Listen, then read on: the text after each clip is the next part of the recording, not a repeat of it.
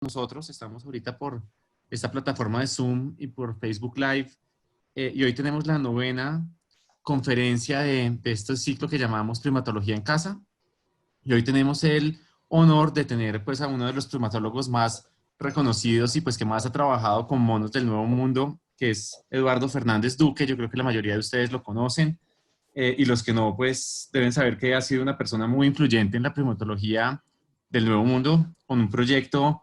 Es de los pocos que puede darse el lujo de decir que de verdad tiene un proyecto de estos de largo plazo, en donde hay varias generaciones de primates, digamos, ya pasando, y decenas de monitos estudiados, decenas de grupos. Y solo para presentar a Eduardo, Eduardo es biólogo de la Universidad de Buenos Aires y hizo su maestría y su doctorado en la Universidad de Davis, en comportamiento animal. Y digamos que desde entonces ha tenido un proyecto muy largo en Argentina con unos de los monos del Nuevo Mundo que realmente, de los cuales sabemos menos. Y esto no es verdad precisamente por Eduardo, pero con excepción del proyecto que lleva ya décadas en Formosa, Argentina, realmente es muy poco lo que conocemos de estos monos, y gran parte de lo que hoy se sabe de la vida social de estos primates, los conocemos es por el trabajo que se ha realizado con decenas de estudiantes y colegas, pero sobre todo guiado por Eduardo allá, en Formosa. Solo menciono que para mí es un honor que Eduardo esté acá desde que me inicié en la primatología. Eduardo, por ser un colega de Tony Di Fiore, pues ha sido como un referente, ha sido también, yo digo, como un amigo y una persona en la cual me he podido guiar, y lo admiro muchísimo pues por el rol pues, que ha tenido en la primatología, pero también en temas de discusiones, digamos, a nivel de la Sociedad Primatológica Internacional. Él siempre ha abogado por el rol de los primatólogos latinoamericanos, pero también de los países hábitat, pero sobre todo acá en Latinoamérica, y ha tenido como un rol muy importante en formar a personas en la primatología en Latinoamérica. Entonces, para nosotros es un honor oír un poco de este trabajo tan fascinante sobre los monos miriquiná, o las martejas que llamamos acá en Colombia. Y Eduardo, mil gracias por estar con nosotros. Estamos de verdad muy honrados de tenerte acá, y la audiencia es toda tuya. Muchas gracias, Andrés. Un gusto a todos. La verdad que me llena de alegría. Ayer tuvimos una breve conversación con los organizadores y los felicité ayer. Los felicito a todos nuevamente. La energía que se ve, que sale de Colombia en torno a los trabajos que están haciendo de conservación de los primates es contagiosa. Y bueno, contagioso, la verdad que no elegí la palabra adrede, pero es una buena palabra para los tiempos que corren. Así que ojalá nos contagiemos el resto de los latinoamericanos de la energía que surge de Colombia para seguir trabajando en estos temas. Así que muchísimas gracias por acompañarnos y estar interesados en aprender algo de lo que venimos haciendo en la provincia de Formosa, Argentina. El título es un poco provocativo. Hoy queremos hablar de amor en los tiempos del mono, una audiencia a la que no tengo que darle explicaciones respecto a la elección del título. La vida en pareja y la monogamia sexual en los monos miriquiná del Gran Chaco argentino. Si bien ese es el tema del que quiero hablar desde lo científico, quiero aprovechar para hacerles conocer un poco el proyecto que tenemos allá en Formosa, y para que de esa manera se sientan cómodos. Ojalá de contactarnos, necesitamos todavía fortalecer más los lazos que existen entre los diferentes países latinoamericanos, y ojalá esta charla sea otro paso en esa dirección que muchos de nosotros estamos dando. Y ahí no me pasó. Ahí está. El proyecto Miriquiná funciona dentro de la Fundación ECO, que es una organización sin fines de lucro que establecimos con mi colega y esposa Claudia Valegia, también hace casi 25 años, y todo se hace gracias al apoyo que la institución nos da. Esto ustedes saben bien cómo funciona, pero también quería agradecer al Ministerio de la Producción de la provincia de Formosa, que es la autoridad competente que regula y protege los recursos naturales de la provincia. La Universidad Nacional de Formosa, que es nuestra universidad local en la provincia de Formosa, y Bellamar Estancias, la empresa dueña de la estancia privada donde trabajamos hace tanto tiempo. Déjenme ver qué pasa, estoy viendo, ahí está, va lento cuando paso de diapositiva de una a otra. Amor, amor obviamente, como dije, un título provocativo, de no nos vamos a tirar de cabeza a la pileta. Podemos hablar de amor en primates no humanos, podemos hablar de amor en otros animales. Bueno, sí, no. me permito darlo como un marco de referencia. De lo que vamos a estar hablando un poco es de tratar de entender las relaciones entre machos y hembras de los monos Miriquina. Para entender las relaciones de los machos y hembras en los monos Miriquina, yo creo que es necesario que primero pensemos en animales que no son ni primates, ni humanos, ni mamíferos. Pensemos en esos animales que probablemente ustedes piensen cuando hablamos de amor en los animales, los famosos caballitos de mar, donde macho y hembra comparten el cuidado de los huevos. El macho es tal vez una de las pocas especies donde hablamos de que el macho está embarazado. ¿Quién no escuchó la historia de los pingüinos, donde la hembra y el macho se turnan para el cuidado de la cría? Aves, peces, pero no mamíferos. Estas dos son fotos de la National Geographic. Sería muy difícil para mí encontrar una foto de esta calidez que hable de la relación entre macho y hembra en mamíferos. Si quiero encontrar algo entre un toro y una vaca, no me queda otro que recurrir a una caricatura. No puedo encontrar una foto de una vaca y un toro acariciándose o sentándose cariñosamente el uno junto al otro. Y sería bastante difícil encontrarlo para cualquier tipo de mamífero.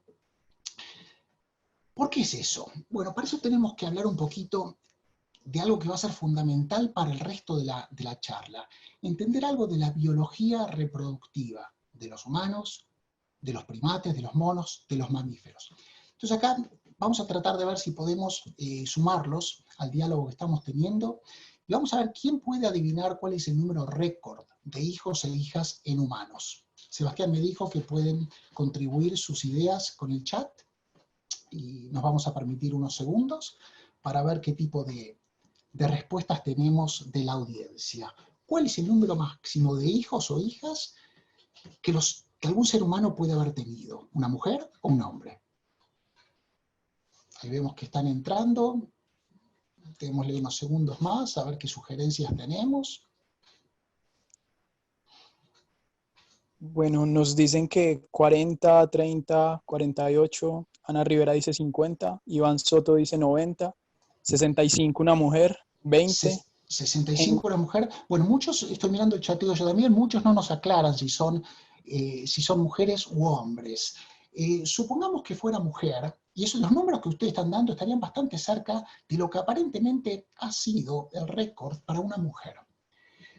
Una campesina rusa, la señora del señor Vasilev, aparentemente tuvo 69 hijos en 27 partos, ¿sí? Una cantidad impresionante de cuatrillizos, trillizos, mellizos.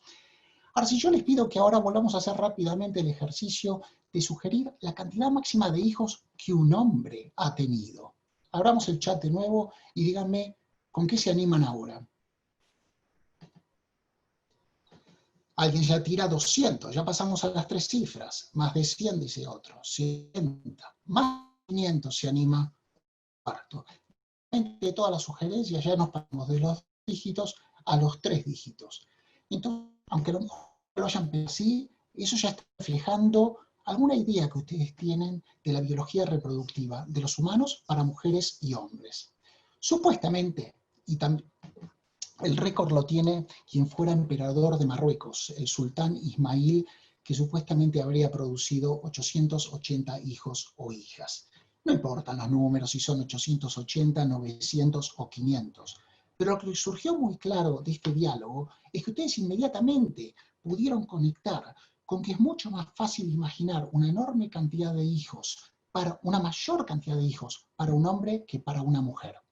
Y eso está íntimamente ligado a las características de la biología reproductiva del hombre y la mujer, del macho y la hembra en todos los mamíferos, primates incluidos. ¿Qué pasa con machos y hembras en los mamíferos? El nombre ya de por sí nos dice algo respecto a las diferencias entre machos y hembras. Mamíferos, el nombre viene de las glándulas mamarias. Solo uno de los dos sexos puede dar de lactar a la cría. Más aún, solo uno de los dos sexos puede quedar embarazado. Entonces tenemos en los mamíferos, que no lo tenemos en el caballito de mar, que no lo tenemos en el pingüino, una situación muy diferente inicial, donde la mujer, la hembra de los mamíferos, la hembra del miriquiná, hace una inversión mucho más grande en la cría y queda comprometida con esa cría. ¿Qué es lo que ilustra esta caricatura de algún supuesto ancestro de hace muchos años de los homínidos, donde a lo mejor el macho se está haciendo la pregunta en un sentido adaptativo, en un sentido evolutivo, de decir, ¿qué hago? ¿La dejo o me quedo? ¿Sirvo para algo? ¿Qué más puedo hacer si ahora quedan 9 meses donde la inversión es principalmente de la mujer y después vienen otros tantos meses de lactancia donde la inversión sigue siendo principalmente de la mujer? Esta es la gran pregunta que si la damos vuelta, la podemos hacer para tratar de entender por qué encontramos primates que viven en pareja. Y acá estoy llegando a estas gráficas que resumen un poco la temática en la que hemos estado trabajando con tantos colegas en estos últimos 20-25 años. Entender la evolución de vivir en pareja, entender la evolución de tener sexo nada más que con un único otro individuo del sexo opuesto, cómo eso se relaciona con las diferencias que existen entre los sexos. No vamos a hablar de género hoy, porque realmente no tenemos evidencia de género en ninguna especie animal que no sean los humanos. Así que vamos a circunscribir la charla a lo que podemos saber las diferencias entre los sexos biológicos. Y cómo eso está relacionado con quién cuida a la cría. Hasta ahora les conté, los hice pensar, lactancia y embarazo. Pero después también hay otros periodos de la crianza donde otros individuos pueden aportar. Esto es lo que nos ha mantenido ocupado a un grupo de colegas ya hace muchos años. Andrés mencionó a Tony Di Fiore, quien nos acompaña también, no solo es colega, sino que con Tony ya tenemos muchos años de estar pensando estos temas. Y hace 25 años que los estamos trabajando, nos estamos haciendo estas preguntas no solo con los miriquina de Argentina, pero sino también con los titís. Quedaron mal los carteles. La imagen que tienen a la derecha arriba es un tití, no es un saki, guapo o guarpo, pitesia, sino que es un calicebus. Y la que está abajo a la izquierda es el saki, guapo o guarpo. Estos son dos géneros, dos tipos de primates, que hace muchos años que estudiamos en colaboración con Tony en Ecuador. Pero del que vamos a hablar hoy, como hizo la presentación Andrés, va a ser principalmente de otro tipo de primate que estudiamos y que también vive en pareja. Lo hemos tratado de estudiar en Ecuador. Acá ven a una parejita de monos, de martejas o monos nocturnos asomando sus cabecitas de un árbol en las selvas amazónicas de Ecuador. Y muchos de ustedes saben de los esfuerzos que se está haciendo por estudiarlos también en Colombia. No sé si todos sabían que Colombia es el país con mayor riqueza de monos nocturnos en el mundo. De las supuestas 10, 11 especies que hay de monos nocturnos, en Colombia ustedes tienen entre 7 u 8, dependiendo qué taxonomía sigamos. Y realmente, haciendo punta Andrés, pero con la compañía de Sebastián y otro grupo de gente que son demasiados como para acordarme todos los nombres, están, creo yo, no tengo dudas, están llevando a cabo los primeros estudios a largo plazo con animales identificados, con animales con collares, un desarrollo espectacular para finalmente poder estudiar el comportamiento y la historia de vida de las martejas en Colombia. Pero lo que quiero empezar a contarles ahora es lo que hemos hecho en Argentina. ¿Y por qué hemos hecho tanto? Bueno, por supuesto sí le hemos dedicado un gran esfuerzo, pero no sería justo si yo no les señalara la enorme, la gran diferencia que existe entre tratar de estudiar a las martejas en Colombia o en Ecuador y estudiarlas en Argentina. Si ustedes van a estudiarlas en Colombia o en Ecuador, la mayor parte del tiempo lo que van a ver es lo que les estoy mostrando ahora. Pares de ojitos brillando en la oscuridad. Las martejas de los trópicos son estrictamente nocturnas. Se asoman al poco tiempo de que se puso el sol, andan toda la noche y se vuelven a sus nidos en los árboles poco antes de que salga el sol. Se hace complicado estudiarlos, como Andrés y sus colegas pueden atestiguar. Para poder verlos de día, necesitamos dejar el Amazonas y trasladarnos al gran Chaco sudamericano. Ayer cuando preparaba la charla se me ocurrió comparar el tamaño del Gran Chaco sudamericano con el tamaño de Colombia. Colombia es apenas un poco más grande que esta región. Colombia tiene 1.200.000 kilómetros cuadrados, esta enorme región que ocupa partes de Argentina, Paraguay, Bolivia y un poquitito de Brasil, tiene 1.000.000 de kilómetros cuadrados de superficie. Y lo que ocurre en el Chaco sudamericano es que el mono Aotus miriquina, como lo llamamos nosotros, tiene actividad diurna también. No solo nocturna, pero nocturna y diurna, como lo pueden ver en esta foto, donde se encuentra feliz de la vida comiendo unos frutitos de un ficus a la mañana. Eso nos permite hacer un montón de estudios que se hace mucho más difícil hacerlos en los ambientes tropicales, donde el género es estrictamente nocturno. Eso es lo que nos ha permitido trabajar. Ya me animé a poner 25º aniversario, aunque en realidad no se cumple hasta el año que viene, pero ya estamos abocados a comenzar a preparar las celebraciones del año que viene. ¿Por qué hemos podido hacer todo esto? Bueno, como les dije al comienzo, se nos ha permitido trabajar en la estancia Guaycolec. Quiero detenerme un segundo en esta imagen satelital que tienen de la estancia. ¿Por qué? Porque es un ambiente muy, muy diferente a las masas boscosas continuas que ustedes conocen también de la Amazonía. A lo mejor no tanto en algunos lugares de los Andes, donde empiezan a tener un poco más lo que les muestro acá.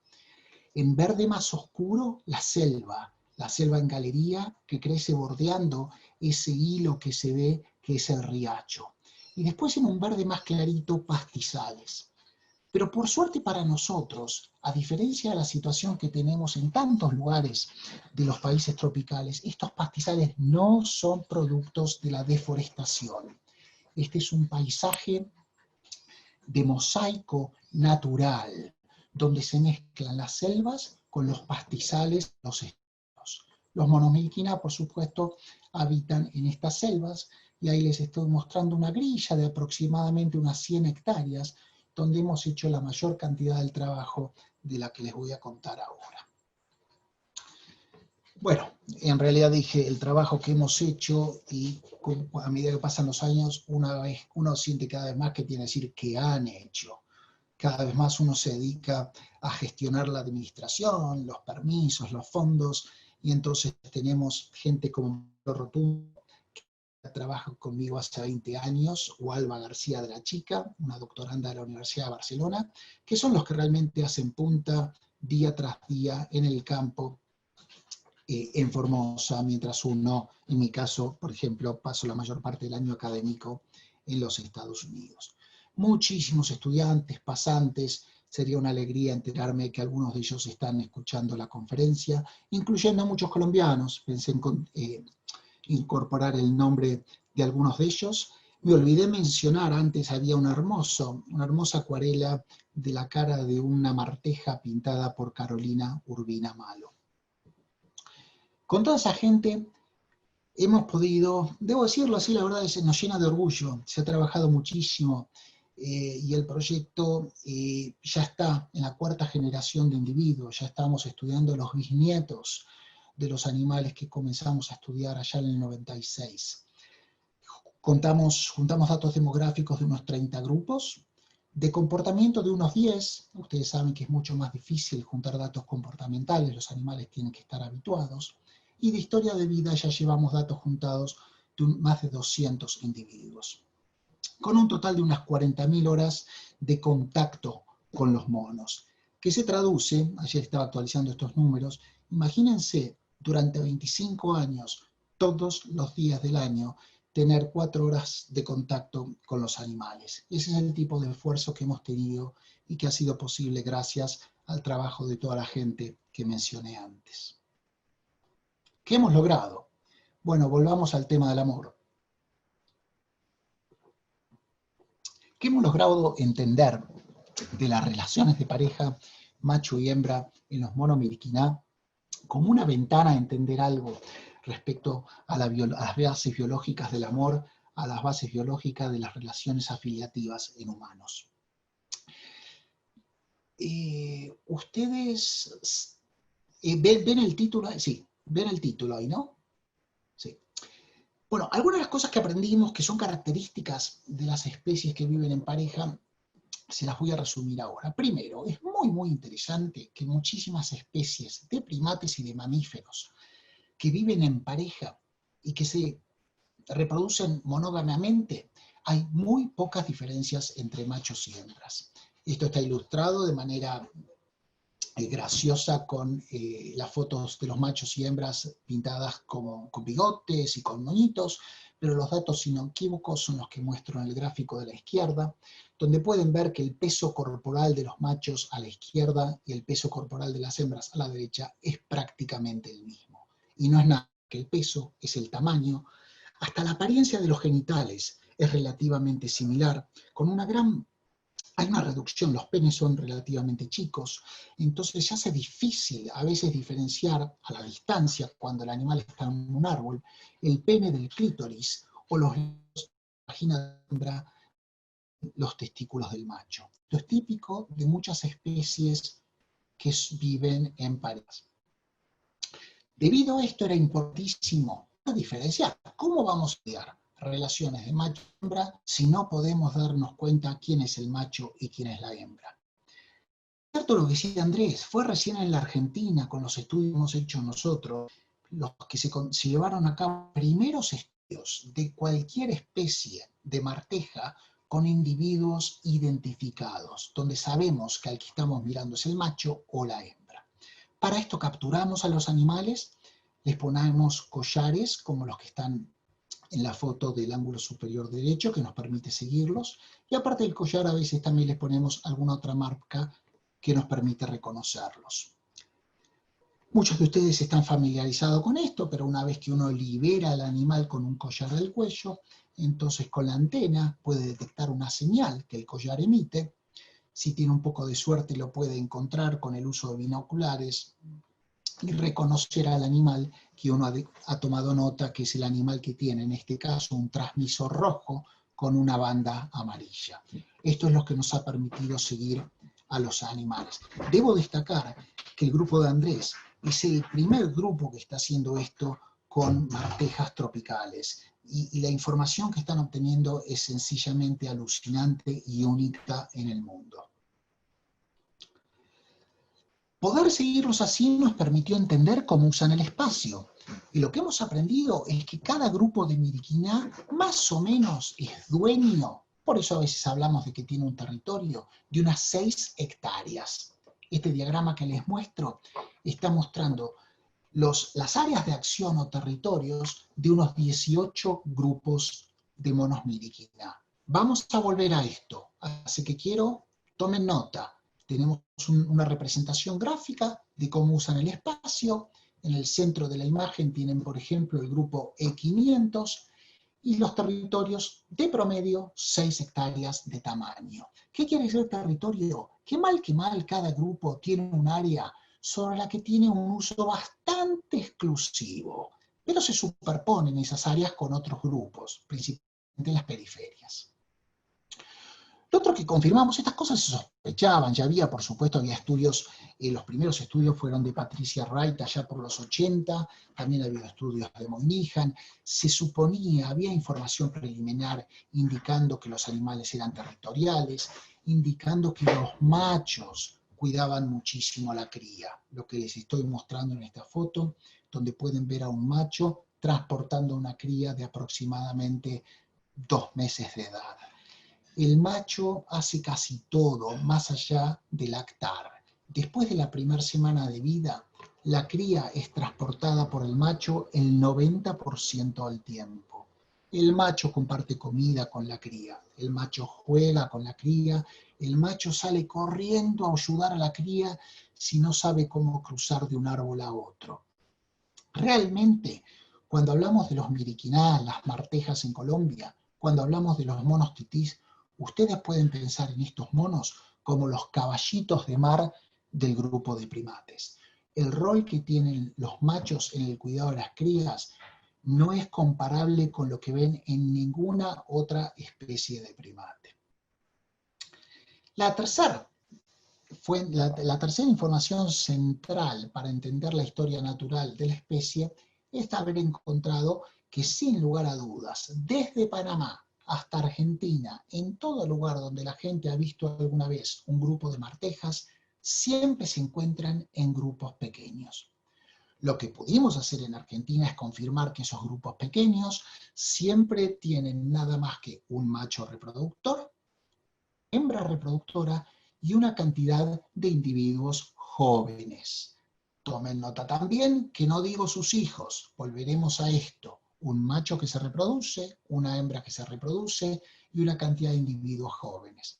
En esta foto, por ejemplo, el segundo animal de la derecha es el más chiquitito, el más pequeñín, que tal vez tenga menos de un año. Después tenemos un juvenil, un subadulto y los dos adultos reproductores.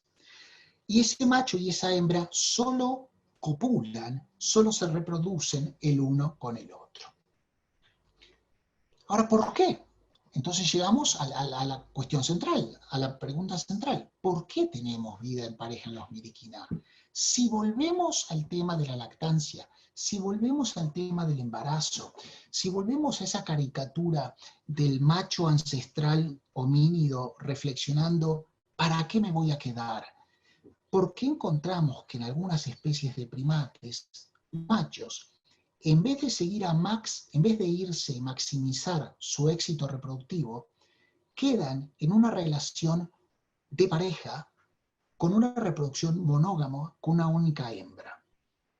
Una hipótesis tradicional que ha sido evaluada muchísimo es que esto tiene que ver con la distribución espacial, la distribución en el monte, la distribución en la selva, y temporal, cómo varían las cosas con el tiempo, de los recursos que necesitan macho y hembra.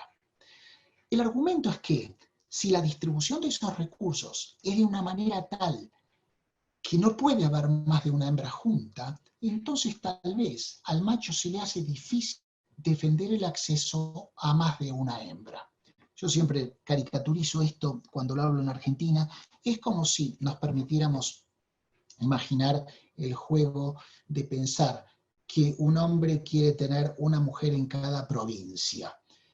¿Y cómo hago yo para movilizarme? Bueno, ahora en la pandemia sería particularmente difícil, pero ahora, aún si las hembras están distribuidas en un espacio importante, o las hembras son reproductivas, son fértiles en una ventana de tiempo importante, se le puede complicar a ese macho tener éxito reproductivo con más de una de ellas. Esta ha sido una hipótesis para explicar por qué en esas circunstancias a lo mejor encontramos que una estrategia de tener una vida en pareja termina siendo la más efectiva. Entonces, ahora es cuando volvemos a ver qué hemos aprendido de la distribución de los recursos, qué hemos aprendido de la distribución del espacio. ¿Se acuerdan que les dije? Acuérdense de este gráfico que muestra los territorios de 18 grupos de monos Miriquina. Pero vamos a enfocarnos en dos.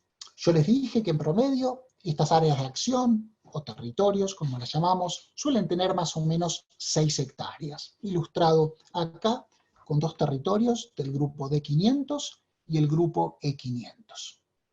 Pero ese es el promedio, 6 hectáreas de promedio.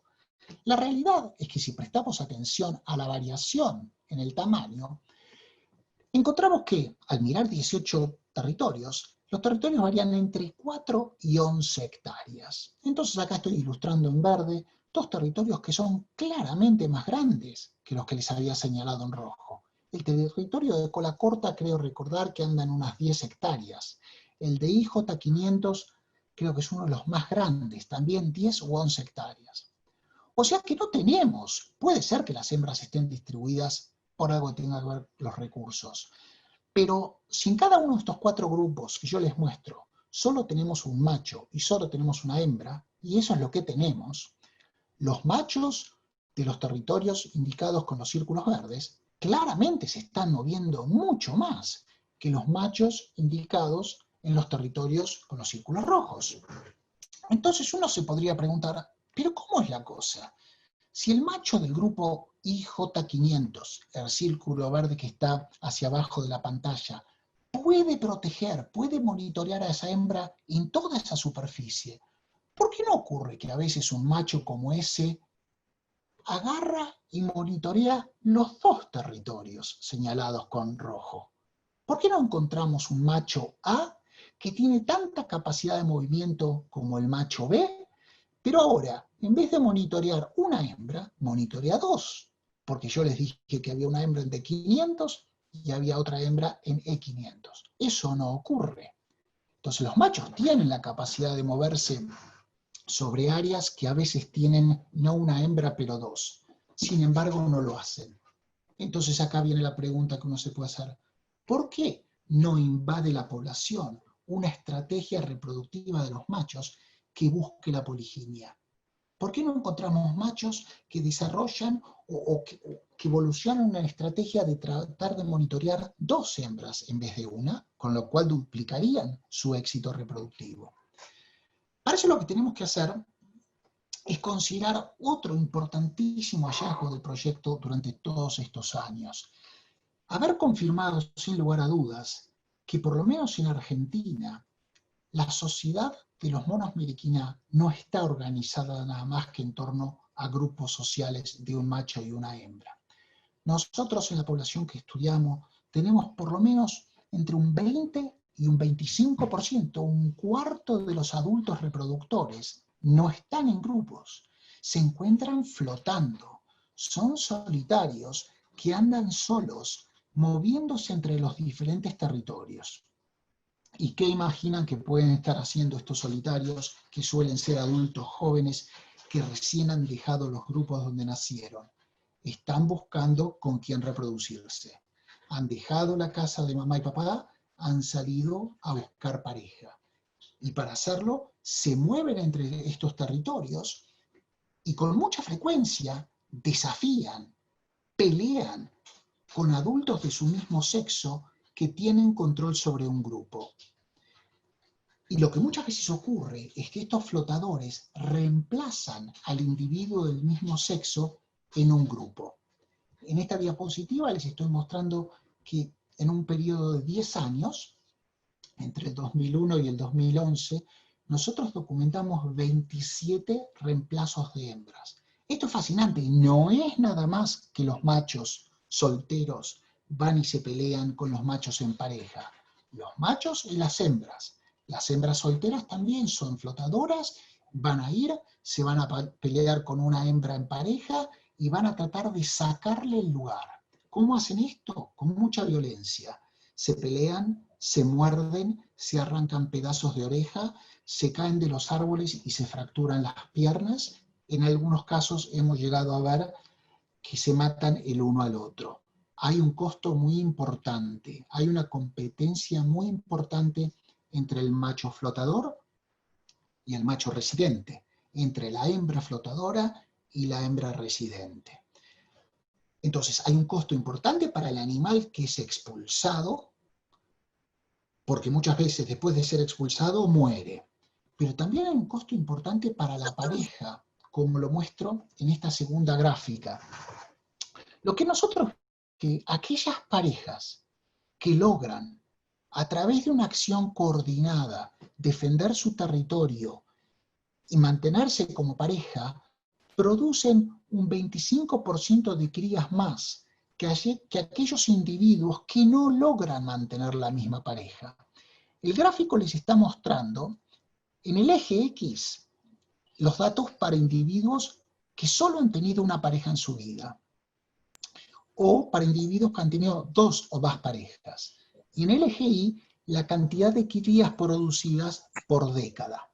Como pueden ver, en promedio, si un macho y una hembra logran estar juntos, retomo un poquito. El tema es el siguiente: hay competencia. Estos flotadores están desafiando a los residentes. Los desafían, pelean, muchas veces el flotador entra, y si entra, el residente es expulsado, y el residente se muere.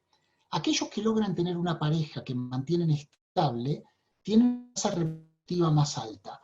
Con esto habla de que hay costos para esta competencia y de que, por supuesto, hay beneficios de mantener una gran coordinación y unidad en la pareja que les permita defenderse de estos ataques de los flotadores. Nosotros creemos que esta es una parte importantísima de entender la monogamia. No tiene nada que ver, no tiene solo que ver la distribución de recursos. Volvamos a la hipótesis que les planteaba antes. Yo les había dicho tratar de entender la vida en pareja en función de la distribución de las hembras. Pero también tenemos que examinar, para nosotros tiene un rol importantísimo, el control de la pareja. No del macho a la hembra solamente, del macho a la hembra y de la hembra al macho. La hembra también está controlando al macho porque necesita a ese macho, necesita comprometerlo, necesita tener una coordinación, ya que es lo que le garantiza que el macho ese después contribuya con el cuidado de la cría. Ahora, todo eso está muy bien siempre y cuando nos da evidencia de que efectivamente ese control mutuo, macho y hembra manteniendo coordinación, proximidad, cuidado de la cría compartido, que eso realmente se vea reflejado en una certeza de la paternidad. Todavía no habíamos mencionado esto y es un punto central. Es importantísimo saber si realmente ese macho que se queda porque supuestamente maximiza su éxito reproductivo quedándose con una hembra, si realmente ese macho es el padre de las crías que después va a cuidar. Por eso, no sé si ustedes han notado que yo traté de hablar poco de monogamia. Hemos hecho el énfasis en vivir en pareja. Una cosa es vivir en pareja, otra muy diferente es tener reproducción monógama, si por ello queremos decir que macho y hembra solo copulan el uno con el otro, y más aún, si con ello queremos decir que macho y hembra solo producen crías el uno con el otro. Acá es donde llegamos finalmente al tema de la genética, que ha sido una pieza importante en continuar entendiendo el sistema de organización social de los Meriquina. Nosotros queríamos saber la relación de parentesco que había entre macho y cría. Entre hembra y cría es más fácil, precisamente por la preñez y la lactancia, uno puede con muchísima certeza estar seguro que una determinada cría es la cría de esa hembra. Con los machos es mucho más complicado, es imposible si no tenemos genética. Entonces, hace cosa de 8 o 9 años hicimos el primer estudio, donde evaluamos, hicimos la determinación genética de la paternidad usando muestras genéticas de 128 individuos colectadas en 29 grupos y una cantidad de flotadores, para ver si las 35 crías que habíamos muestrado eran o no las crías biológicas de 17 machos en 17 parejas. Y en cierta medida, con una gran sorpresa, no encontramos absolutamente ninguna evidencia de que las crías no fueran las crías de los machos. Eso es lo que está señalando la primera fila de esta tabla. La columna a la derecha le muestra las tasas de paternidad fuera de la pareja en mamíferos que viven en pareja y que son sexualmente monógamos. Como pueden ver, para el estudio que hicimos nosotros, evaluando 17 parejas, nunca encontramos una cría que no pudiéramos atribuirla al macho que estaba en el grupo. Esto es algo muy raro, hay muy pocas especies de mamíferos donde se ha visto esto. En la tabla esta hay 3 o 4 especies más, y definitivamente no hay ningún primate en el que se haya visto lo que llamamos monogamia genética. Macho y hembra viven en pareja, macho y hembra copulan nada más que entre ellos, pero aparte con la genética podemos estar seguros que copulan nada más que entre ellos. No copulan con machos o hembras que están fuera del grupo. Es esta evidencia que por supuesto va a haber que volver a evaluar, porque estas son nada más que 17 parejas y estamos ahora mismo abocados a examinar estas mismas preguntas con un nuevo set de datos. Pero esta monogamia genética que encontramos, entonces, permite entender un poco más el intensísimo cuidado paternal del que les hablaba antes. Y quiero cerrar con esta imagen, podríamos tener otra charla larga y tendida sobre los detalles del cuidado paternal, pero quería cerrar con esta imagen donde vemos un macho, el animal con la cabeza más grande, que en este caso no solo está cuidando a una cría, está cuidando a 2 crías, está cuidando a mellizos. Aún en situaciones extremas donde nacen mellizos, y esto ocurrió nada más que en 3 ocasiones en 25 años de datos, el macho es responsable de los 2, los transporta a los 2, como pueden ver si buscan el video en la internet. Así que hay un enorme compromiso del macho al cuidado de la cría, con lo cual aumenta su éxito reproductivo. ¿Por qué aumenta su éxito reproductivo? Porque esa gran coordinación entre macho y hembra le asegura una gran certeza de paternidad, lo que hace una estrategia de vivir en pareja adaptativa, evolutivamente beneficiosa. Y con eso pararíamos para ver qué preguntas hay. Les agradezco desde ya la atención y por supuesto agradecimiento a toda esta gente que durante tantos años nos ha acompañado y nos ha ayudado, y me muero de vergüenza porque ya estoy escuchando a Tony. Dios mío, estas cosas pasan, chicos, pero hay que ser honesto y decirlas. Esta diapositiva se me pasó y es de una charla anterior, y tengo colegas que ya no están en Yale. Definitivamente Tony hace ya 10 años que no está en NYU, y prefiero no seguir mirando otros colegas que también debo haber listado mal porque me muero de la vergüenza. Pero a lo mejor hay una enseñanza en eso también, admitir cuando se cometen errores. Así que cuando les toque a ustedes, ojalá no les pase esto. Muchas gracias, y bueno, cualquier pregunta, acá estamos.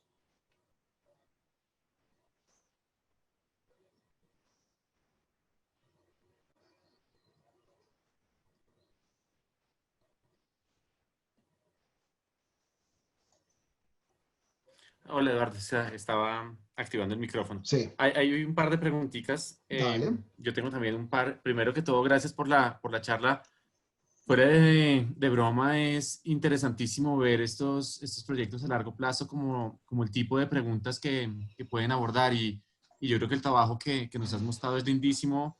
Uno en primatología es como irónico, pero siempre tenemos el problema del tamaño muestreal, pero nadie se imagina el esfuerzo tan increíble que necesitamos hacer para tener esos pocos datos que finalmente nos dicen algo.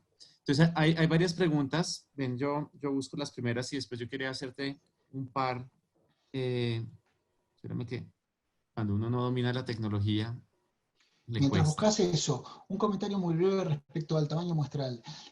A la Luna mandamos gente, o los norteamericanos mandaron gente nada más que 2 veces, y nadie se hace mucho problema con el tamaño muestral. Y así tiene un montón de ejemplos. De acuerdo. Tenemos que compensar el tamaño muestral con la calidad de la muestra. A todos los que están empezando los aliento. La calidad de la ciencia que hagamos va a ser un balance entre intensidad de muestreo, de unidades de muestreo, y la calidad del muestreo. La primatología, por cómo es, no vamos a tener el tamaño muestral que tienen otras disciplinas. Es así. Lo tenemos que aceptar y no sentir envidia de otras disciplinas. Lo tenemos que compensar con la calidad de las muestras. Sí, te Sí, dejo. de acuerdo. Acá hay una pregunta, Eduardo, que de pronto nos puedes contar, que hay un artículo de ustedes. Pregunta Laura, ¿qué sucede cuando durante el crecimiento de una cría se muere el padre o la madre? Sí, estamos haciendo esos análisis, y me voy a permitir, espero que Alba, la verdad no me fijé si Alba nos está acompañando. Alba está terminando su tesis doctoral de la Universidad de Barcelona y nos está ayudando en hacer unos análisis de muchos años. Lo que parece ser fascinante, y lo íbamos a presentar en el Congreso de Quito, lo que parece ser fascinante es que es el reemplazo de los machos que tiene una mayor asociación con una reducción en la tasa de sobrevida de las crías que el reemplazo de las hembras. No tenemos evidencia de infanticidio. Cuando el macho o la hembra son reemplazados, muchísimas veces se produce un gran descalabro en todo el grupo. Al reemplazo de ese macho o hembra muchas veces le sigue el reemplazo la dispersión o la muerte de juveniles o adultos. Nada más que en pocas ocasiones, creo que tenemos una instancia en la cual reemplazaron a la hembra, y como esa hembra todavía tenía una cría dependiente, durante casi 2 meses pudimos seguir a la hembra cómo funcionaba como flotadora con una cría dependiente al hombro. Eventualmente desaparecieron los dos, no los más, asumimos que murieron. Entonces, hay datos que sugieren que los reemplazos están asociados con una reducción en la sobrevida de los padres, pero por agresión de entra. Es muy interesante porque es muy diferente a lo que vemos en tantas otras especies. La disrupción de la pareja, el costo es que perdés el cuidado paternal. No es que el que entra ataca, es la falta del cuidado del macho lo que termina teniendo un efecto negativo sobre la vida del infante. Bueno, hay otra pregunta. Natalia pregunta que si puedes aclarar un poquitico. Tú decías que hay machos y hembras reproductivos en el grupo y hay juveniles. Ella pregunta si los juveniles son los mismos flotadores y de pronto si nos aclaras un poquito esa parte. Claro, la historia de vida, el resumen de la historia de vida es que más o menos cuando tienen entre 3 y 4 años de edad, lo que llamamos subadultos van a dejar el grupo donde nacieron. En Aotus, en las martejas, como en Calicebus y Plectorocebus, los titis, prácticamente no vemos nunca que los juveniles y los subadultos ayuden con las crías. Es fascinante, muy diferente a lo que se ven con los, ¿cómo le decimos? Marmosetos y tamarinos en castellano, con los leoncitos y los Sí. aguainos. No vemos a las crías ayudando. En realidad hay todo un proyecto que hemos hecho, estudiar por qué los juveniles y los adultos no ayudan. Porque con todo lo que sabemos del aprendizaje en primates, es fascinante. Vos tenés, nace una cría, macho o hembra, pasa 3, 4 años en el grupo donde nació, mirando cómo papá y mamá cuidan a la cría, se dispersa, no ha tenido absolutamente ninguna práctica, y a los 2 años está como individuo reproductor cuidando a una cría. O sea que si hay algún proceso de aprendizaje del cuidado de crías, es puramente observacional, no hay práctica. Bueno, genial. Hay una pregunta puntual antes de entrar en notas de comportamiento. Preguntan, ¿este trabajo se hace en Argentina? Hay trabajos que en el Chaco, en Argentina. Hay algunos que se hayan hecho en Bolivia y creo que de pronto había unas primeras observaciones. No sé, Eduardo, tú qué sabes de En Aotus y Bolivia, Bolivia. la especie Aotus azarae, que es la que estudiamos nosotros en la provincia de Formosa, al norte de Argentina, es la misma que se encuentra en el Chaco boliviano. Y hasta donde yo sé, los estudios que se hicieron en el Chaco, no se hicieron en el Chaco boliviano, los estudios que yo conozco se hicieron en el Beni. A fines de los años 80, García Brasa publicó un par de trabajos donde más que nada se hicieron estudios de densidad y patrones de actividad, también documentando que la especie ahí era principalmente nocturna. Si quien pregunta sabe más, por favor, escríbame.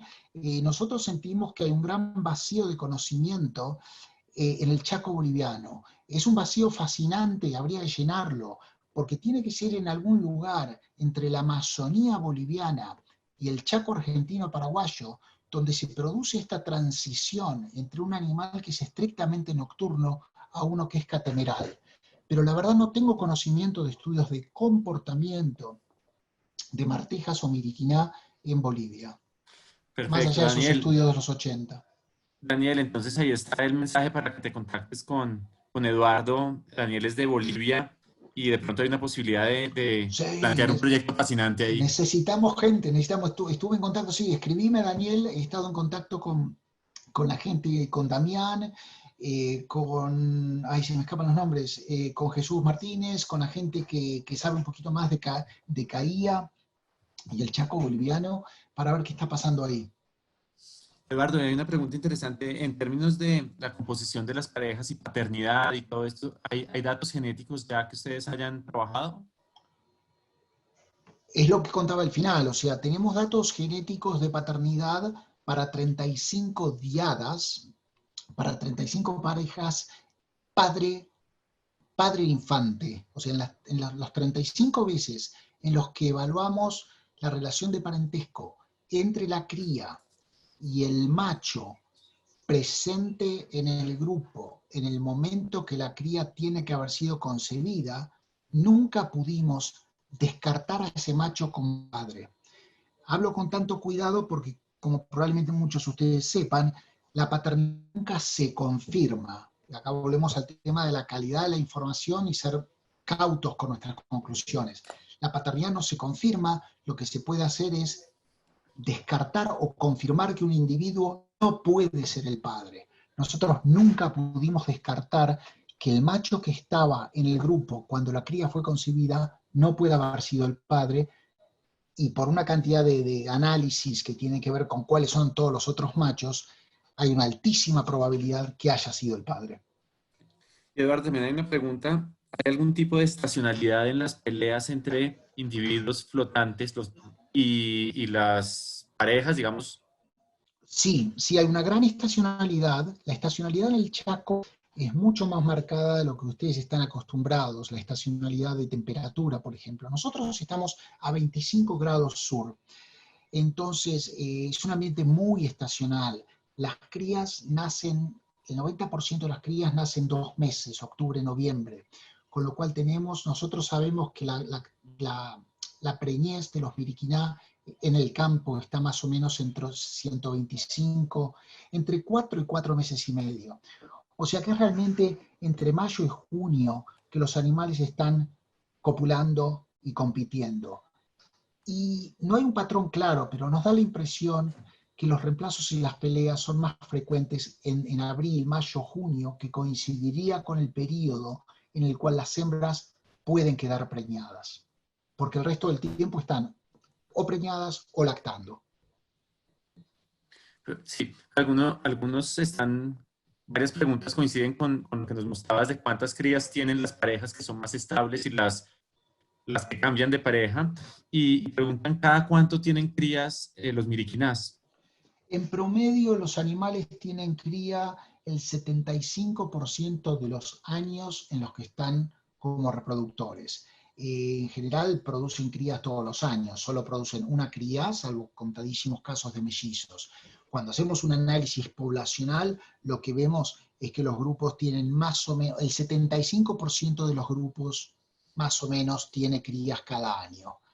Pero en general lo que tenemos es que suelen tener crías varios años seguidos, que está asociado probablemente a ser adultos reproductores jóvenes. Y después deben empezar los problemas que son desafiados por otros flotadores jóvenes que los echan. Pero hay un periodo durante el cual los animales casi todos los años se reproducen, eso lleva a que el grupo se haga grande y muchas veces después esos grupos se terminan desarmando, probablemente porque alguno de los dos reproductores se ha reemplazado. Y hay varias preguntas también de varias personas interesadas, entre ellas Natalia, en cuál es el rol de los juveniles en el cuidado de las crías. Mejor dicho, ¿hay algún tipo de interacción?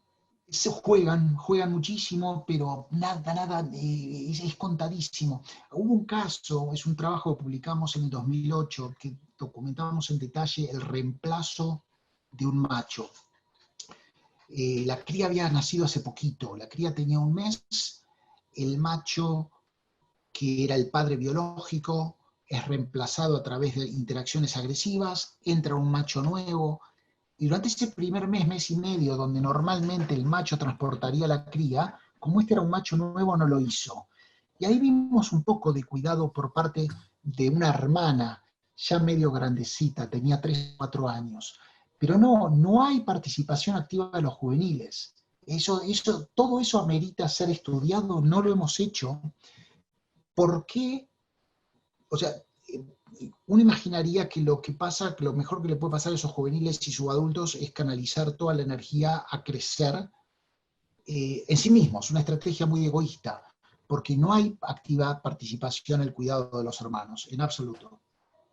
Sí, hay otra pregunta también de Lisa relacionada con los individuos que se dispersan de los grupos. ¿Se sabe hacia dónde van? ¿Quedan cerca de los grupos, digamos, natales o cómo es ese proceso de dispersión? Bienvenido al tema de los tamaños muestrales, ¿no? Andrés, me contaba Sebastián, ya los animales que ustedes también han perdido.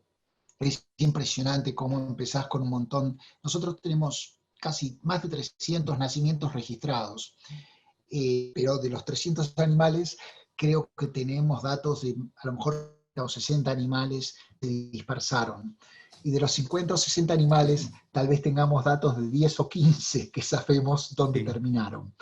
Entonces, en algunos casos hemos visto individuos que se dispersaron al grupo de al lado, literalmente. En cuestión de 2 días habían dejado su territorio y ya habían entrado al territorio vecino. Los animales que más lejos se han dispersado, calculo yo, estamos hablando de más o menos 1,5 kilómetros del lugar de donde nacieron al lugar donde se establecieron. Durante el periodo que son flotadores hay muchísima variación. Hay animales que han estado flotando 1 año y medio.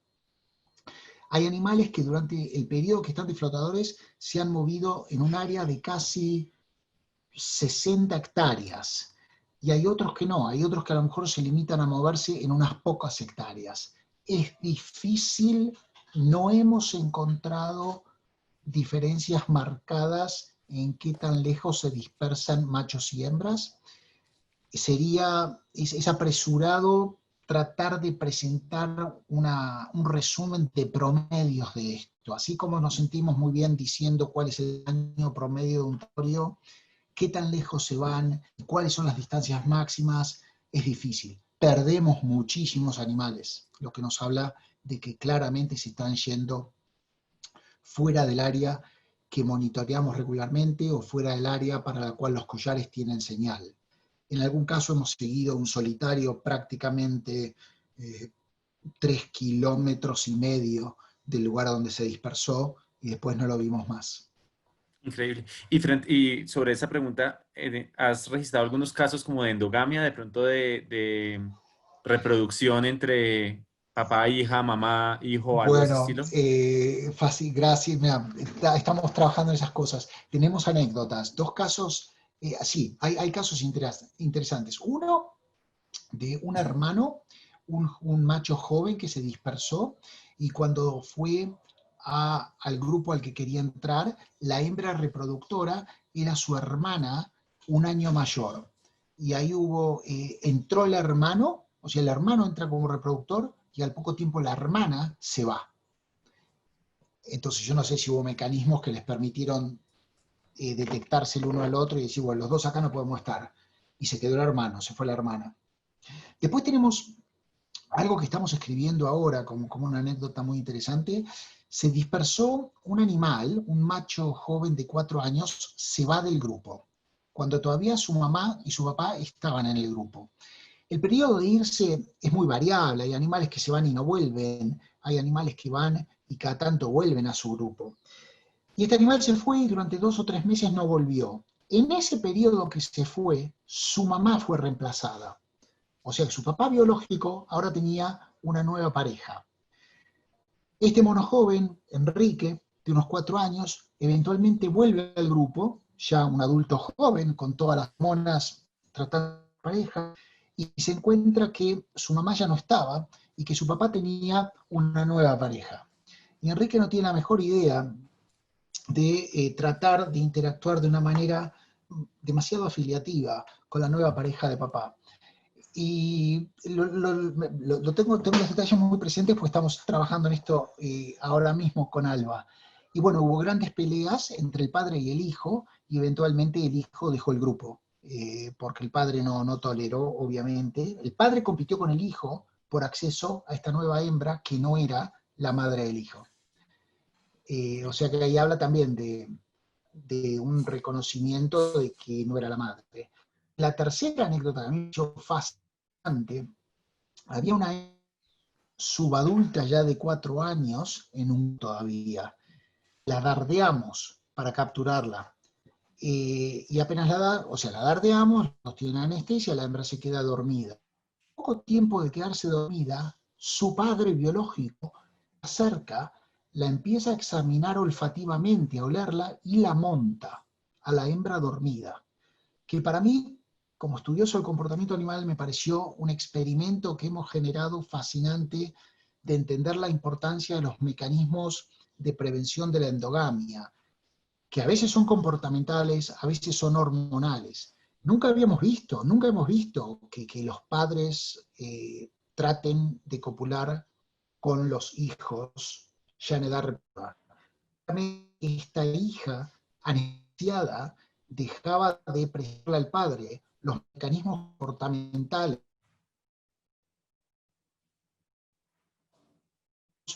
El padre montó a la estaba dormida en una rama por la anestesia. Bueno, esas anécdotas son los que generan nuevas preguntas todo el tiempo y son fascinantes. Sí. Hay otra pregunta acá de Sebastián. De hecho, no, Laura preguntaba antes, Laura Bondano, de cooperación entre flotantes. ¿Hay algún tipo de cooperación entre ellos como para acceso a derrocar a alguien en el grupo o no? Hola Laura.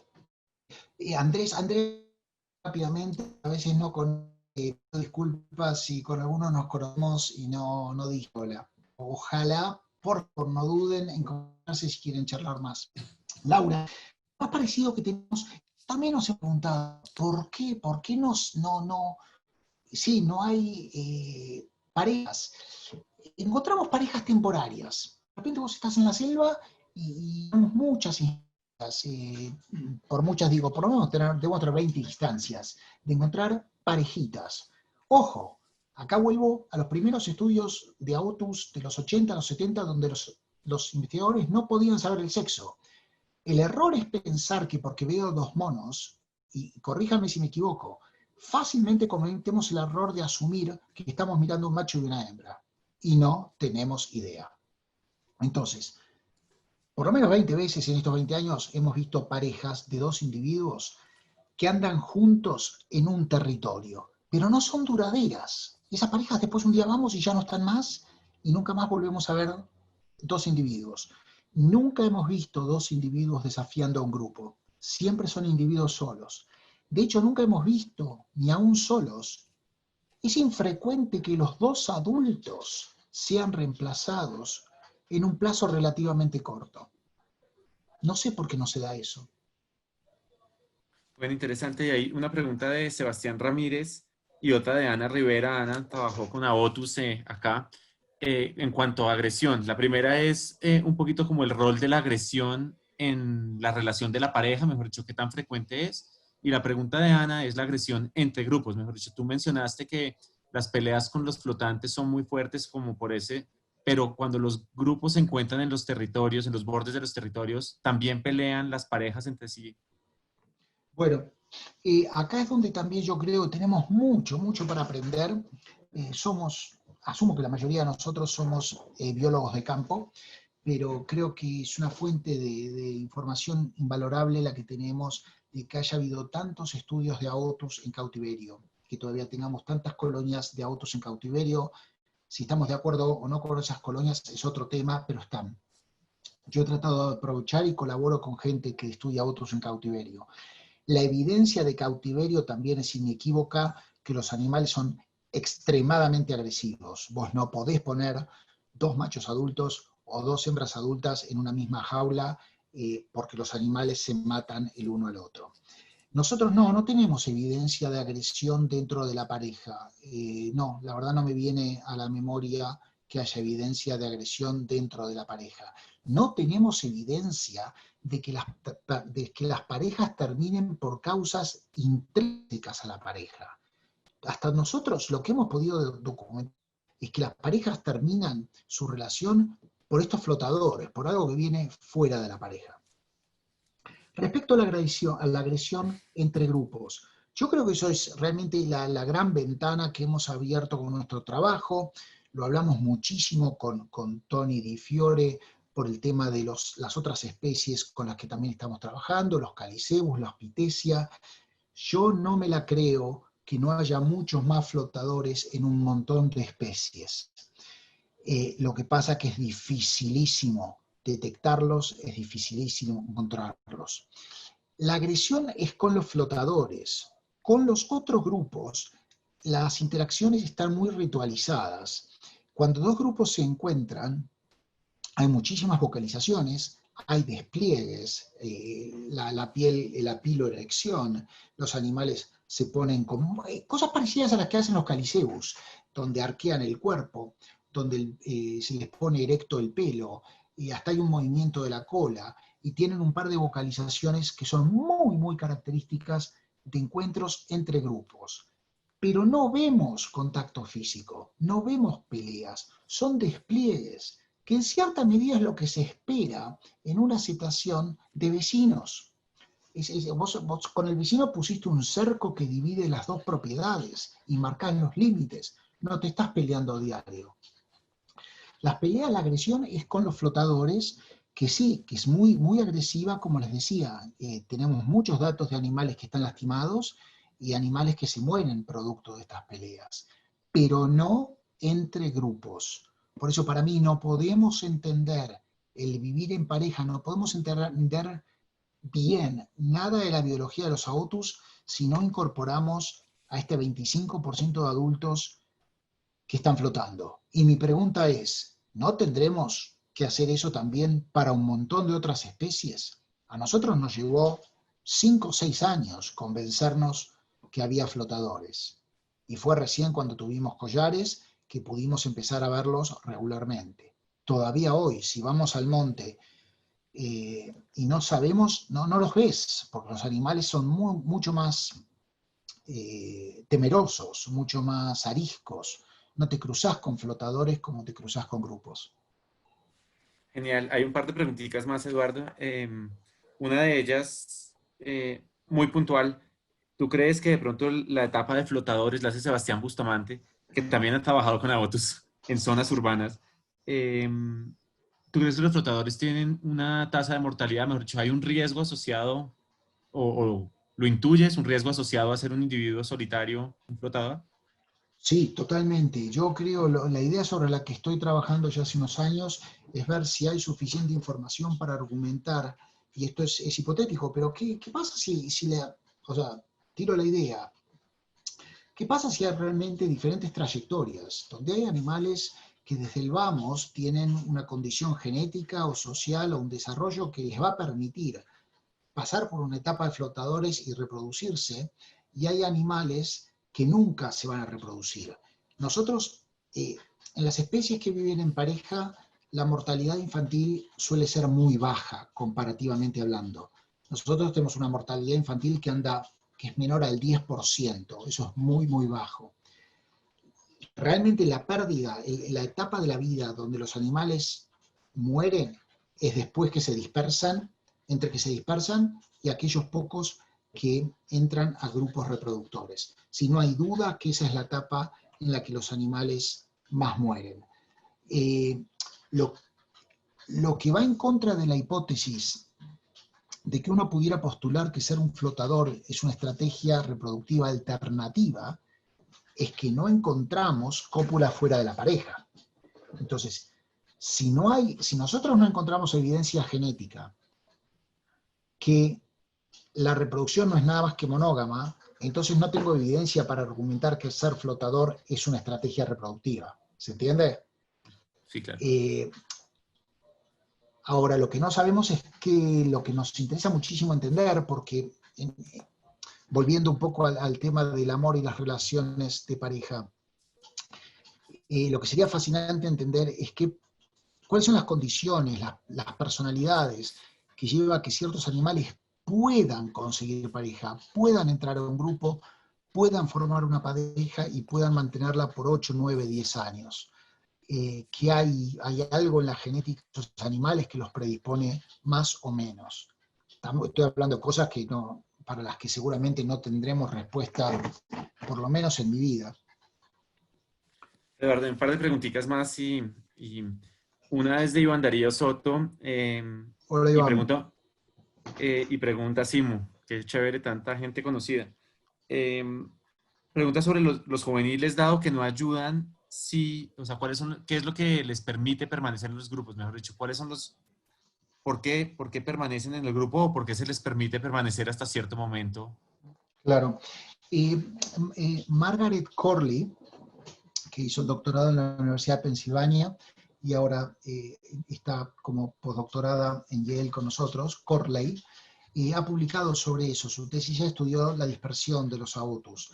Y una de las hipótesis es que es en el beneficio de todos que los juveniles y los subadultos posterguen la dispersión hasta tanto haya buenas oportunidades o hasta tanto hayan desarrollado un estado que los hace competitivos. Entonces, hay un peso al que los animales tienen que llegar, hay un tamaño corporal, hay un grado de desarrollo de los dientes que es necesario para poder enfrentarse a esos reproductores.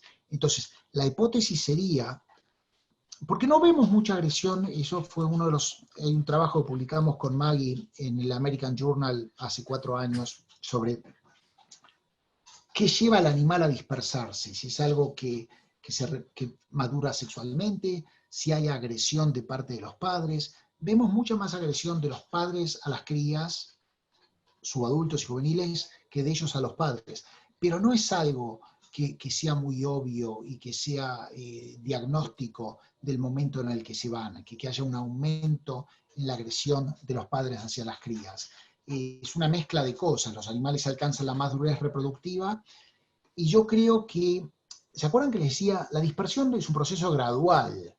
Muchas veces estos animales lo que hacen es se van y yo creo que están monitoreando dónde hay posibilidades reproductivas. ¿Se acuerdan que les contaba que a veces se van, vuelven? Entonces, yo creo que los subadultos están tanteando posibles oportunidades.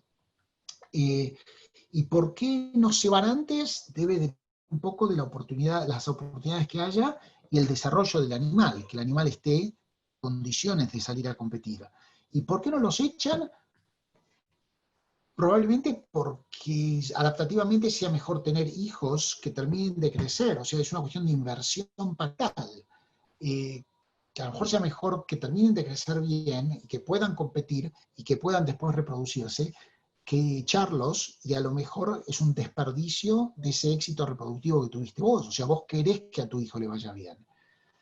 Pero todo eso hay mucho por hacer. No hemos trabajado en gran profundidad el tema de por qué los juveniles y las estrategias que llevan a juveniles y a subadultos a permanecer en el grupo, a veces por tanto tiempo. Tenemos animales que se dispersan a los 5 años de edad y no ayudar.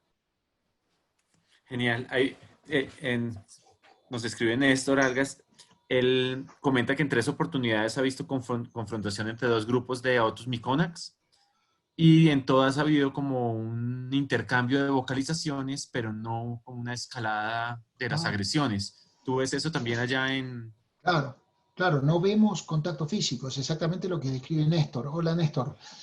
Claro, muchísimas vocalizaciones son las vocalizaciones que Moynihan en el año 64, hay un artículo que publica él, un gran naturalista, estudió a los autos en Panamá, y él lo llama el resonant whoop.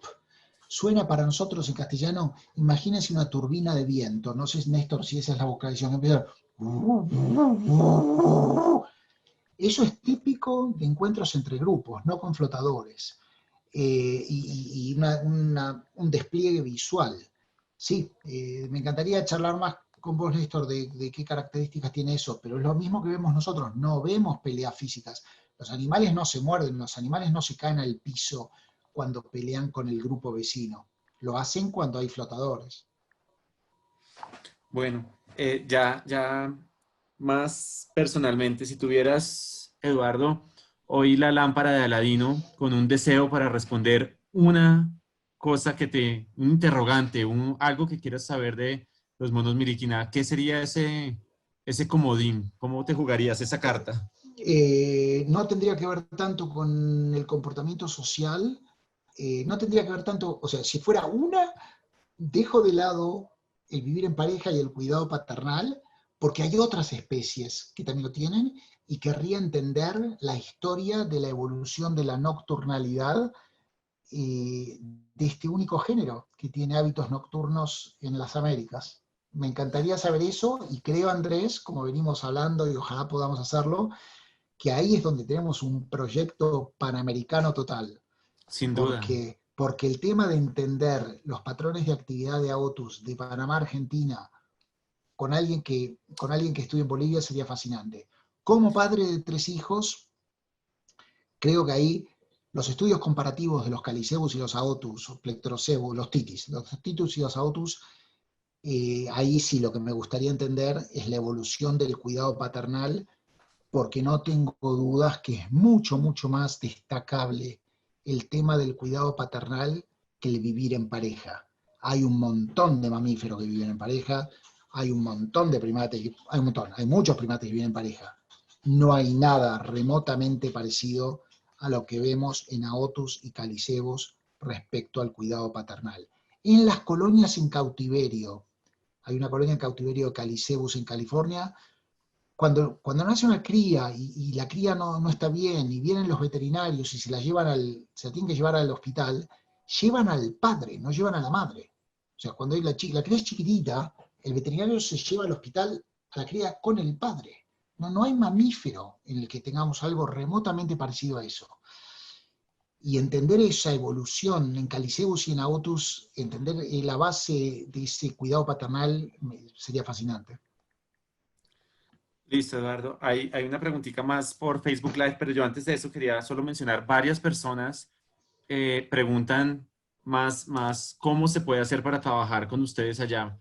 El primer Entonces, paso sería yo con mucho gusto, me escriben, soy de contestar pronto, es una buena época, pasada la pandemia, es una buena época porque estamos con un proyecto grande, así que estamos con muchísimo interés de tener gente que quiera venir a trabajar a Formosa, estamos con un proyecto grande durante los próximos 2 o 3 años, y siempre, siempre interesantísimo, en la medida que pueda, en colaborar con desarrollar los estudios de AOTUS en todo el continente. Ha sido muy común que la gente venga a Formosa a aprender las técnicas, así que escríbanme a la dirección electrónica. No sé cuál es la forma más fácil de compartir. Tal vez el chateo, directamente poner ahora mi dirección electrónica acá en el chat, sería lo más fácil. sí, o yo creo que igual, yo creo que el que quiere contactarte Sí, no por es tan difícil supuesto. hoy en día No, encontrar tu por email. supuesto no. Pero ahí fue el chat, eh, ahí fue el chat la dirección electrónica. Pero Perfecto. sí, muchísimo interés. Y bueno, yo creo que en muchísimos lugares hace falta que tengamos gente que quiera estudiarlos.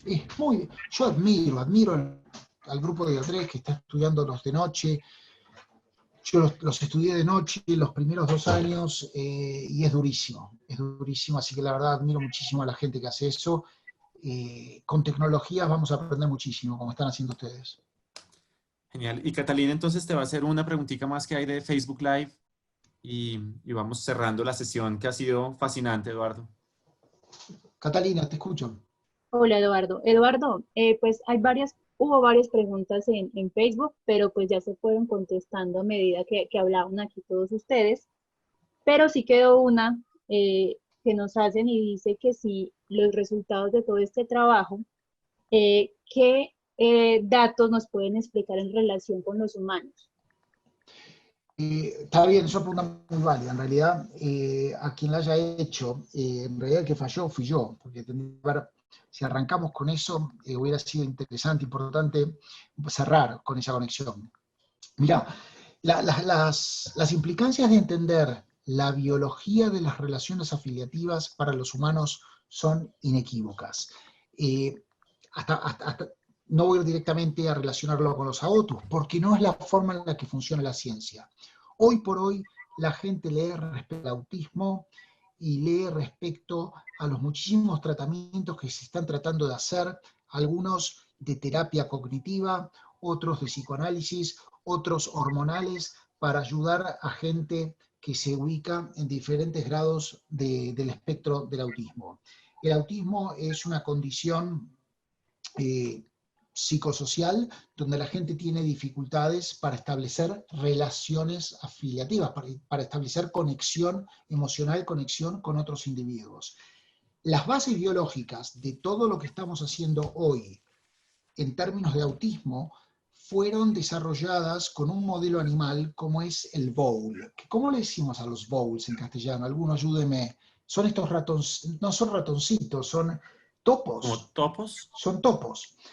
Entonces, las bases biológicas de lo que entendemos hoy respecto a la incapacidad de formar relaciones afiliativas han estado profundamente influenciadas, primero por los estudios de topos, más recientemente por los estudios de Caliceus en el laboratorio, una colega nuestra, Karen Bales, que estudió primero los topos, ahora está haciendo estudios similares con los Caliceus.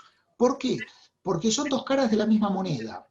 Entonces, eso respecto a las carencias, a las dificultades de establecer relaciones. Respecto a las probabilidades de hecho de establecerlas, a las relaciones humanas, se está aprendiendo muchísimo, no solo con los topos, sino también con los Caliceus, de los mecanismos psicológicos y neuroendocrinológicos que regulan las relaciones afiliativas. Hay una importante literatura que habla de la biología del amor, y los pasos que han dado respecto a esto es entender que algunos de los circuitos neuroendocrinológicos en el cerebro tienen mucha similitud, o tienen alguna similitud, no mucha, me rectifico, pero la forma en la que se avanza es ver qué aprendemos de sistemas más sencillos, donde no tenemos las complicaciones de la cultura, donde no tenemos las complicaciones que tenemos de estudiar el humano, y ver si alguno de esos sustratos básicos, como ser circuitos neuromoduladores en el cerebro de un topo, si son los mismos circuitos que después vemos en un Caliceus, y después tratamos de dar el paso de ver en qué medida podemos identificar esos mismos circuitos en un ser humano. Obviamente, en el topo y en el Caliceus se hacen estudios muy invasivos que no puedes hacer con los humanos. Otro ángulo en el que lo nuestro contribuye es a entender los mecanismos comportamentales que favorecen las relaciones afiliativas. Está muy claro de estudios de primates que los vínculos afiliativos, madre con cría, madre con padre, padre con cría, se forman cuando las crías son muy pequeñas. Esa es una literatura que nos puede ayudar, que puede informar a cosas que podemos querer hacer para promover los vínculos afiliativos entre padres e hijos. Y esto lo pienso mucho porque obviamente tiene mucha relación con mis propias vivencias. Sobre todo en los Estados Unidos, en ciertos sectores demográficos de los Estados Unidos, hay un problema de la ausencia paternal en la casa, no solo física, sino emocional. Y de producto de estudios con primates, hemos aprendido que desarrollar esas vivencias arranca en el día que el chico nace. Necesitamos al padre junto al hijo, y eso es lo que favorece el desarrollo del vínculo que después perdura. Estoy repitiendo lo que vemos con los Caliceus en cautiverio y en el campo, lo que vemos con los aotus en Caliceus y en el campo. Ahora, la pregunta es válida, pues lo que no queremos decir, las cosas son muy diferentes. Los seres humanos son seres bioculturales. Nosotros tenemos un sustrato biológico que es irrefutable. Nosotros somos humanos, somos seres vivos, pero sobre ese sustrato biológico tenemos una cantidad de cosas que no tienen los primates no humanos. Pero es el sustrato biológico que nos puede ayudar a entender algo de las bases sobre la cual nos desarrollamos como individuos bioculturales. Eduardo, no, pues yo creo que de parte de toda la asociación y todas las personas que pudimos escucharte hoy, mil gracias. Fue 1 hora y media fascinante y yo creo que no, es da mucha ilusión ver estos proyectos a largo plazo, ver la información que empieza a generar y yo creo que eso es el resultado de un rigor científico que ustedes han tenido allá en el proyecto y mucha perseverancia para tener ya casi 25 años de trabajo. Yo creo que sobra decir que fue una charla lindísima. Mil gracias de verdad por estar con nosotros y esperamos tenerte otra vez para hablar de evolución de la nocturnalidad, de los titis, para que hagan una charla conjunta con Tony. Entonces, pues nada, mil gracias de verdad y yo creo que para todos fue fascinante. Yo quisiera para todos simplemente, antes de que se despida Eduardo, mencionar 2 cositas. Primero, pues tuvimos el honor de tener esta charla justo en el Día del Medio Ambiente, uno de los días que lo conmemoramos, que deberían ser realmente todos, Y por último, quería invitarlos a la 10ª charla de primatología en casa. Vamos a tener a Luz Loria del proyecto de CEUS en agroecosistemas en Panamá, y yo creo que va a ser una mirada a otro contexto de la primatología bien interesante. Así que no en 8 días, sino en 15 días los esperamos, estaremos haciendo la promoción en su momento. Entonces, Eduardo, mil gracias, de verdad, ha sido un momento fascinante. Gracias a vos, Andrés, gracias a todos. Yo con gusto, si aquellos que están trabajando con Autos, lo dijimos ayer, si tienen ganas de que la semana que viene nos juntemos a charlar de nuevo todos los que estamos con Autos, metámosle, aprovechemos, y es algo que nos dio la pandemia, no podemos hacer otras cosas, aprovechemos a hacer las que sí podemos. Así que cuenten conmigo, yo creo que nos beneficiaríamos todos, podemos sumar a la gente que está en Formosa, así que si hay onda, armemos una reunión con todos los que estamos laburando con Autos. Genial, y con una cervecita en la mano charlamos O un mate, sí. un mate también. Dale, Cada uno dale. tiene. Bueno, genial. Yo me ofrezco, yo tomo la iniciativa de mandarle un mensajito a Sebastián y a vos para que me Perfecto. ayuden a pensar cómo lo hacemos.